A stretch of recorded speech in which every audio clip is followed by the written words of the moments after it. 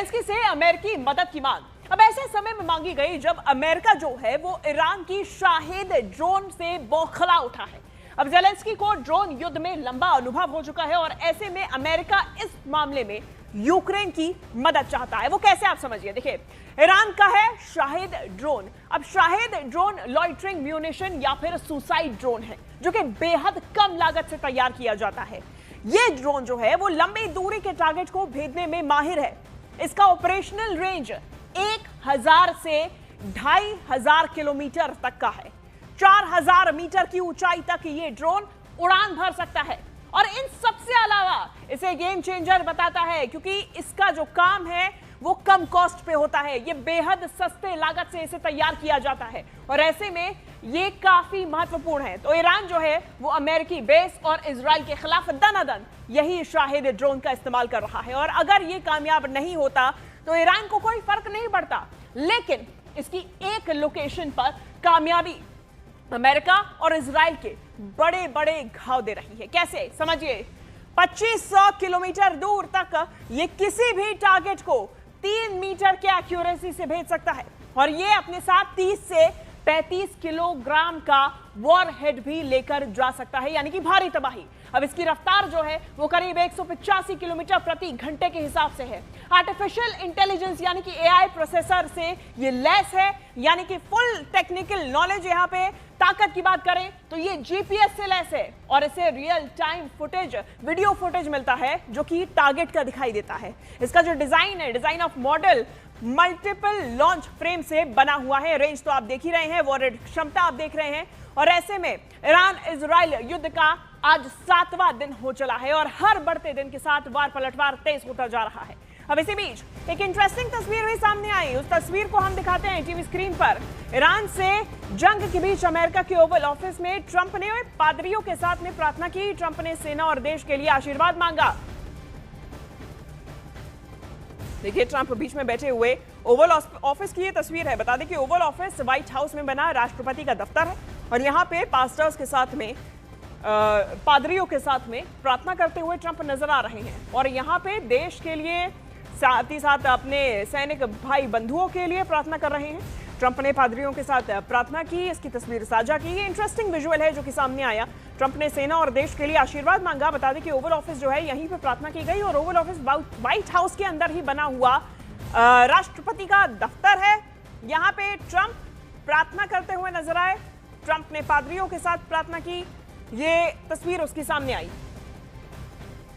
और ट्रंप जो हैं वो लगातार धमकी पे धमकी दिए जा रहे हैं। ट्रंप ने आईआरजीसी से हथियार डालने की अपील की है, उनका बयान आज ही सामने आया और दूसरी तरफ वो सेना और देश के लिए आशीर्वाद मांग रहे हैं। अमेरिका जो है वो क्या जंग में पिछड़ता हुआ नजर आ रहा है। एक तरफ ज़ेलेंस्की से मदद, जिसका दावा ज़ेलेंस्की की तरफ से किया गया है, यूक्रेन से मदद, और दूसरी तरफ ट्रंप की धमकी और उसके बाद ये तस्वीर जहां पर वो भगवान से, ईश्वर से प्रार्थना करते हुए नजर आ रहे हैं, सबकी खुशहाली और शांति की अपील करते हुए, साथ ही साथ में आईआरजीसी से हथियार डालने की अपील करते हुए एक तरफ, दूसरी तरफ भगवान से प्रार्थना करते हुए देश के लिए, सेना के लिए ट्रंप नजर आए। पादरियों के साथ में उन्होंने ओवल ऑफिस में प्रार्थना की। अब देखिए, इसे समझिए।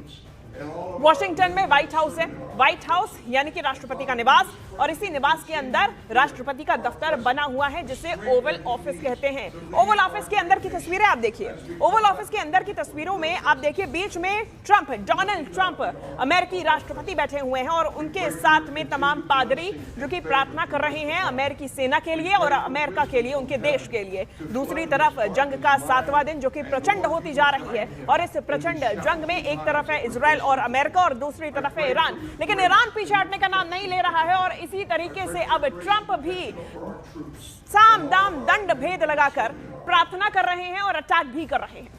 वहीं इजराइल ने ईरान के मिसाइल लॉन्चर्स तबाह कर दिए। जानकारी सामने आई जहां इजराइल ने 6 मिसाइल लॉन्चर्स नष्ट किए। हमला होने से कुछ मिनट पहले की कार्रवाई देखी गई। 3 ईरानी डिफेंस सिस्टम भी तबाह किए गए। एयरफोर्स का सटीक ऑपरेशन देखा गया। ऑपरेशन रोरिंग लायन चलाया जा रहा है जो कि अभी भी जारी है और अलग अलग नाम इनके ऑपरेशंस के दिए गए हैं, लेकिन एक जंग है जो कि ईरान और इजराइल अमेरिका के बीच में चली आ रही है। 7 दिन हो चुके हैं, प्रचंड होती हुई जंग नजर आ रही है और ये देखिए, ये महायुद्ध जिसमें ईरानी सुप्रीम लीडर खमेनी की मौत हो चुकी है, लेकिन उसके बावजूद ईरान लगातार आगे बढ़ता जा रहा है और जवाबी कार्रवाई चला रहा है। सुप्रीम लीडर जल्द ही नियुक्त किया जाएगा ईरान में, लेकिन दूसरी तरफ ईरान पीछे हटने का नाम नहीं ले रहा और वहीं ईरान के हमलों का जवाब इजराइल और अमेरिका की तरफ से भी दिया जा रहा है। और ये देखिए 6 मिसाइल लॉन्चर्स को नष्ट किया गया है, क्योंकि सबसे ज्यादा जो खेल है वो हवा में ही चलाया जा रहा है और ऐसे में मिसाइल लॉन्चर्स को नष्ट करने से बड़ी कामयाबी भी यहां पर मिली है। बड़ी जानकारी इस बीच सामने आ रही है। ईरान के खिलाफ जंग अमेरिका को अब महंगी पड़ रही है। 100 घंटे में $3.7 अरब खर्च हो गए। जानकारी सामने आई कि ईरान के खिलाफ जंग अमेरिका को काफी महंगी पड़ी है। देखिए 100 घंटे में अमेरिका के $3.7 अरब खर्च हुए। रोज इस जंग में करीब $891 मिलियन का खर्च आ रहा है और ऐसे में जंग अगर लंबी चली तो ये खर्च और भी ज्यादा बढ़ेगा। जंग जारी रखने के लिए अमेरिका को ज्यादा फंड चाहिए। महंगे हथियारों के इस्तेमाल से ये जो खर्च है वो बढ़ता जा रहा है, लेकिन अमेरिका के पास अब कोई चारा नहीं है। अमेरिका के पास में चॉइस नहीं है, क्योंकि जिस तरीके से ईरान जवाबी कार्रवाई कर रहा है तो उससे लड़ने के लिए महंगे हथियारों का इस्तेमाल करना अमेरिका की मजबूरी बन चला है और ऐसे में इनका खर्च भी बढ़ता जा रहा है। यही महंगा ये युद्ध, ये लड़ाई अमेरिका को पड़ती हुई नजर आ रही है, क्योंकि ईरान के खिलाफ जंग ये अमेरिका को काफी महंगी पड़ी। 100 घंटे की बात करें जो कि जंग शुरू हुए, 100 घंटे से ज्यादा का समय बीत चुका है, लेकिन आंकड़े जो है वो बताते हैं कि 100 घंटों के अंदर अंदर अमेरिका को $3.7 अरब का नुकसान हुआ। उनका खर्चा जो है वो $3.7 अरब का आया।